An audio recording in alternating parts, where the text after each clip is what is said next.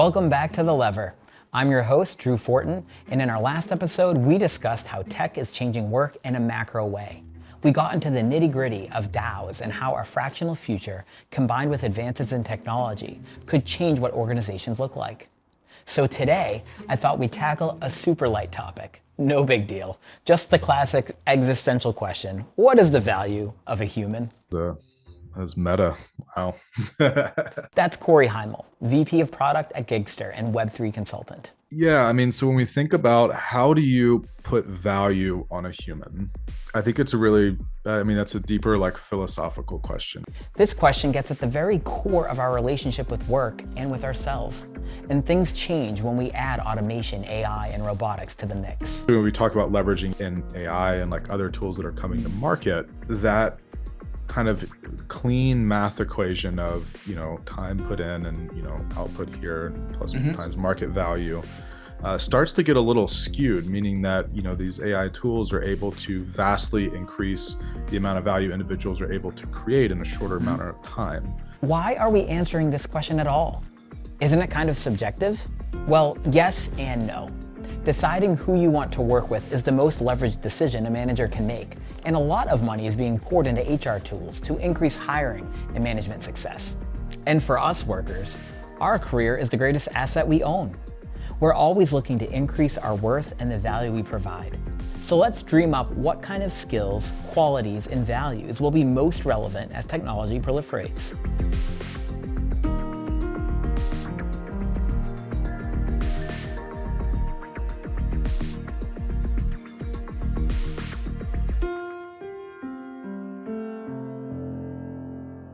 All right, so let's get started with the general skills that AI is going to replace and go from there. At its core, AI is about prediction. What today's AI does is it's excellent at taking information you have and filling in information you don't have. So prediction is the process of filling missing information. And that's it. That's what AI does. That's what today's AI, not what every imaginable version of AI does, but that's the reason we're talking about AI today. That's Avi Goldfarb, co-author of the book Prediction Machines, economist and Rotman Chair of AI at University of Toronto. So whenever you make a decision, there's, a prediction is a component of that decision, but there's this other component. This other component is this thing we call judgment. Okay. Judgment at a high level is knowing which predictions to make and what to do with those predictions once you have them. That remains inherently human. And for the foreseeable future, figuring out which predictions to make and what to do with them once you have them is going to be human. Human judgment. It ranges from person to person, and the determination of good versus bad judgment is so subjective. That's about knowing what we value, knowing what matters, and trying to figure out what is it that the organization is trying to optimize. What are we trying to achieve? What's our mission, and how do we measure it? Since good judgment will be a critical ability, businesses must be able to determine which leaders know the mission, vision, and values of the business well enough and believe enough in it to make the right decisions, chasing after the right predictions, and crafting the best possible strategy. The ability to look at something and question it, and then be curious enough to go after the answer. Honestly, you get those two things, it doesn't matter what the hard skills are. This is Steve Callan, a career CTO and app developer. He's been an engineering executive for over a decade and has hired many software engineers. If you want it bad enough, you're going to go out and teach yourself, or you're going to go out and figure it out. And those are the two qualities to me that when it comes to business, I personally look for, because I know that those are individuals who are driven by something bigger than just what they code and what they put into the work that they're doing. So part of the value of a human comes down to an alignment between the values of the individual and the organization. We've covered judgment. Let's talk about 4 more skills that we found in our research and conversations with guest contributors that will be coveted in the age of AI and robotics. Leadership ability, network effect, strategy, and creativity. First up, leadership ability. In an essence, can that individual make the people around them better? This is Bloody Tosca, chief economist at Lightcast. Because again, when you become a manager, right, essentially the reason why people get promoted to managers is because if you are an individual contributor, you can only do one project at a time. And if you are a manager, you can manage 3 people or 5 people or 10 people that can do the same work. So it's about scaling, right? But if you're an amazing manager, or if you're amazing, you essentially, instead of, having like these 3 people, the output you get from them is equivalent to 6. So it's about the sort of like force multiplier effect that individuals have. This is a critical soft skill. How can you empower the people around you to be motivated toward and feel the ownership of the company's mission? Your value is not just tied to your own individual input, but the complementary effect you have on your company as a whole. In the IO world, the early days, it was the idea of task performance, and then there was contextual performance. That's Dr. Greg Barnett, industrial and organizational psychologist and chief scientist at Energage. Contextual performance has a very different impact. What is the impact of helping someone? What's the impact of being nice when someone's having a bad day? What's the impact of leadership behavior when you're not a leader, right? When you step up and people have heard a piece of news, and instead of saying, yeah, as usual, we're being screwed, you stop and say, if you think about the challenges the company's facing, it makes some sense.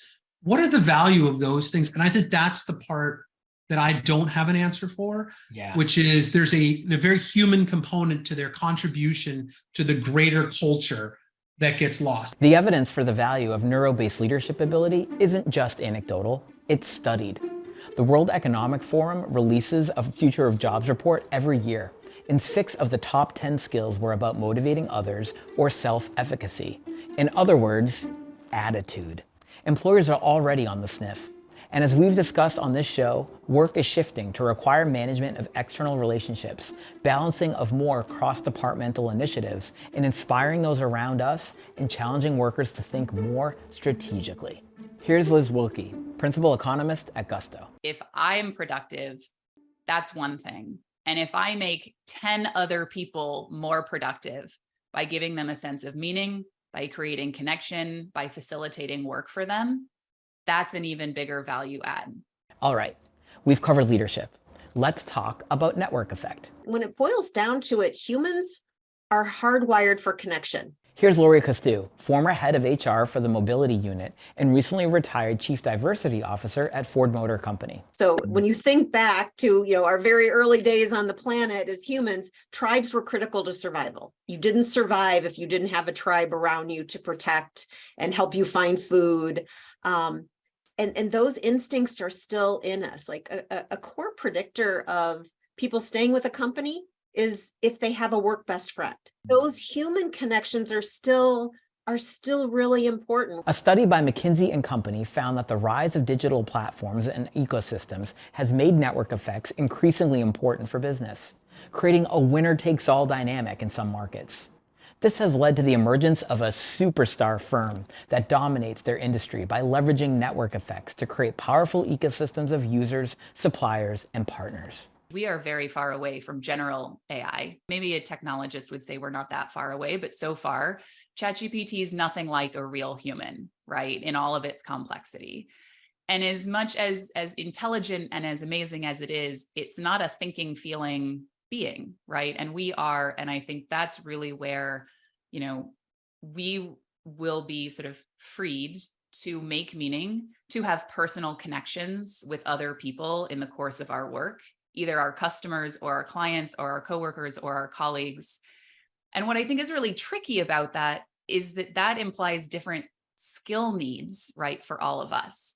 Emotional resilience, emotional intelligence, critical thinking, embracing change. Those are actually really difficult skills for humans to master, and many will tell you that it takes a lifetime. How well can you manage relationships with vendors and clients? How fast does someone come to mind when your supervisor asks you to find a consultant for this very specific project? How motivated are these people to work with you? Who you know and how well you connect with people is already a huge indicator of value, but will be even more important in our future. This network effect applies internally too. But from an individual perspective, a lot of it really is centered around 2 things. 1, communication, 2, relationship building. That's Shuo Chen, Future of Work faculty at UC Berkeley and general partner at IOVC. So communications is critical because it's oftentimes not one of the first skill sets that gets taught in school, right? How do you communicate to your team, to your manager, to your colleagues, what you're working on, the significance of that, so people are aware of what you're doing and why it's so important? And of course, people want to see progress over time, right? So these are the things I'm working on this quarter. People want to see that by next quarter, I've completed not only everything I talked about, but here are new plans for what I will continue to work on. All right, moving on to creativity.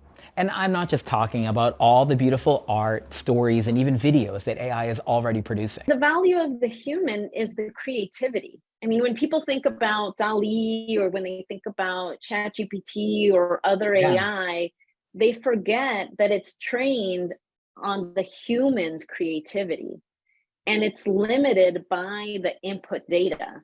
And it's designed by the input data. It's informed by the input data. This is Jenny Laros Berlin, entrepreneur in residence and lecturer at MIT's Martin Trust Center. It's the human that's able to put all of these different disparate pieces together to then judge what makes sense, to judge, does this flow, and to be creative. Like, how great would that be? What to a concept. Find something that you're passionate about, and the reason that you're doing that work is not because you need a job, is because you found something that unlocks your potential and they're paying you for it. While AI is excellent at performing routine and repetitive tasks, it still lacks the ability to think creatively, develop novel solutions to problems, and innovate. We free up ourselves to have more strategic and creative thinking. That's Vivek Mehta, founder and CEO of Weave, an AI product that allows healthcare companies to reduce nurse turnover by up to 50%. Technology is not at the point today, nor do I think it will be for quite some time, where true creative thought can be replicated. We can use it for inspiration that may speed up how quickly we're able to come up with solutions to new ideas or create something new. Creativity solves problems, develops new products, improves customer service, and so much more. Many people that I talk to are using ChatGPT as a sounding board, not as a generator of innovation. I believe that the displacement that we're going to see from the growing trend of AI is primarily going to be the low effort thinking that gets replaced. I'm thinking of things like mass producing content farms that are churning out low quality blog posts for SEO content, for example. Those are the kinds of things that I think are ripe for disruption, because the content itself, the quality of the work that's being produced, is not something that I would consider high tier human work. It's something that can become automated away. And so I believe that anything that's truly high levels of strategic and creative thinking, we're just going to double down and invest in further. And I don't think it's a bad displacement that we're going to lose, kind of, in my opinion, the low effort work. So as tedious work is replaced, we'll begin to see more high level work take center stage. And that brings us to strategy. I love this analogy by Avi Goldfarb to set the stage. It can be surprising how technology can change the number of jobs and who does what. The example we gave in prediction machines is this example is from Jim Besson of BU, of ATMs. And so when ATMs diffused, you would think that there'd be fewer bankers and fewer bank tellers. But in fact, as ATM diffused, we saw something quite different, which is we saw more employees at retail banks. The reason we saw more employees at retail banks is once we had machines essentially doling out cash and taking in cash, the employees at the banks, at the branches, were free to do much higher value work. In particular, helping people manage their finances, marketing new programs, and helping people, ultimately structure their banking lives. There was a lot of work for people that, when the person at the bank was just a teller and all they did was take in money and dole out money, they didn't have the bandwidth for that. To further drive Avi's point, the introduction of the ATM enabled retail bank tellers to do higher value work while allowing for a massive expansion of bank branches. Today, there are exponentially more banks and tellers than before the ATM. We've talked a lot on this show about how the role of the human will be elevated at work. But the implication of this is that strategic thinking at all levels in the organization will be valued. The shift in focus to more human abilities over hard skills also means greater career mobility. Here's Jeff Cassidy, CFO of the Flatiron School, an engineering bootcamp founded in 2012, to share his experience. There were a number of people that I actually brought in from our customer service department into the finance and strategy organization because they were sitting at the front line with the data with customers and really synthesizing what customers were looking for. And you could get a sense that these were really analytical folks, and they were sort of learning on their own what that meant to analyze a business, figure out what the impact was that they were having on the organization. I think the value you're bringing is really wherever you sit in the organization, figuring out how to bring up the micro level to the macro impacts of the business. So those are examples from the banking and education industries. The strategic implications affect all sectors of the economy. Here's Fadi Saad, founder of Cybernetic Ventures and co-founder of Mass Robotics. If you work in a factory, anticipation is about thinking of what's happening in the economy, what's happening in terms of the demand and the supply. Is there a supply chain crisis? Is there a high demand coming up? Is there a new policy in the government that might impact your work? And making sense of all of that, right? And how this will impact maybe production plans or inventory levels in terms of buying certain critical components because the supply chain. Robots are not yet there, and AI is not yet there. This is too complex, right? So this anticipation, connecting dots and thinking and higher level of thinking and planning, we definitely will need humans to do that. The overwhelming majority of guest contributors on this show brought up strategic thinking first when asked. Businesses are looking to automate the busy work and hire people who can be proactive about how their departments should pivot in the future. There's even more of a premium if you can break down the high-level strategy and apply it to the everyday functions of a business. And I could flood you with research from Harvard Business Review, World Economic Forum, McKinsey, and LinkedIn on how companies are trending on valuing strategic skills. But let's just say it's on the rise. For executives, new tech like AI creates a real opportunity to upskill existing workers and increase their return on human capital. There's all sorts of people who are amazingly skilled at things, or maybe they have all sorts of creative ideas, but they don't know how to write them down. But with a tool that could allow them to write and write well, it could create incredible opportunity for those people. You can think about it as it's a kind of upskilling in a way, which is that they have a set of skills that do have real labor market value that lots of people would be willing to pay for, but only when combined with good writing. We've covered a lot of ground on the episode, but the important takeaway is that hard skills are always being displaced.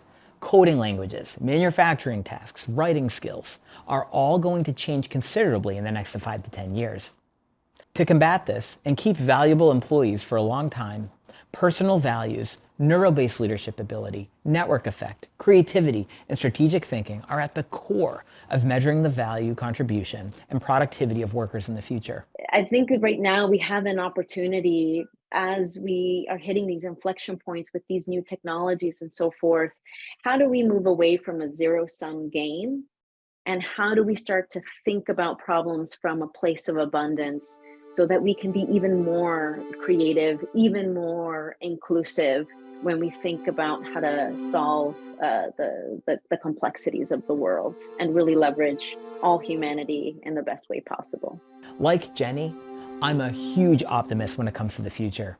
I believe that technology will only scale our ability to have a positive impact on future generations in the proliferation of humanity.